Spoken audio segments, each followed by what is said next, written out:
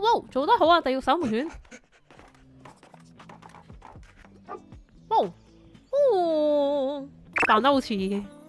哦哦，對唔住，我有講過啦，我真係喺日本咧唔夠膽亂咁撚人哋啲狗，係我覺得唔好意思。唔 L 嘅原因，乜嘢唔 L 嘅原因？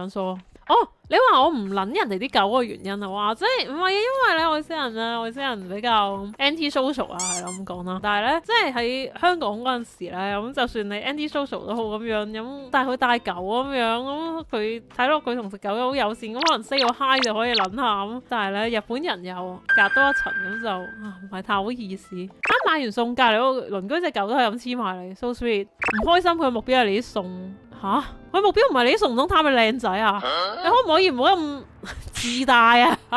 即係你梗係有啲嘢吸引到佢，佢先會走嚟噶啦，係咪先啊？但係佢走嚟咪好咯？你仲在意人哋嘅目標係乜嘢？我覺得地球人就太自大啦。佢真係寵幸你已經好好啊，你仲要在意，佢都唔係真心愛我嘅。唉，大個人啊，唔好再成日喺度諗埋晒啲，佢都唔係真心愛我啊呢啲啦，好唔好啊？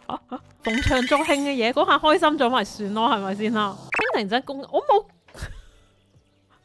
攻擊佢，我事實上我連佢係咪一個靚仔都唔知道。只不過喺狗嘅角度嚟睇，應該你係咪一個靚仔，我都唔會太在意。哇，好講嘢。聽眾們唔撚夠，開台撚夠觀眾補數。我冇啊，冇屈我。我明明就解釋俾佢聽，就叫撚化佢。同你講客觀事實就叫屌鳩你咯，而家吓唔好唔 take it personal 啦。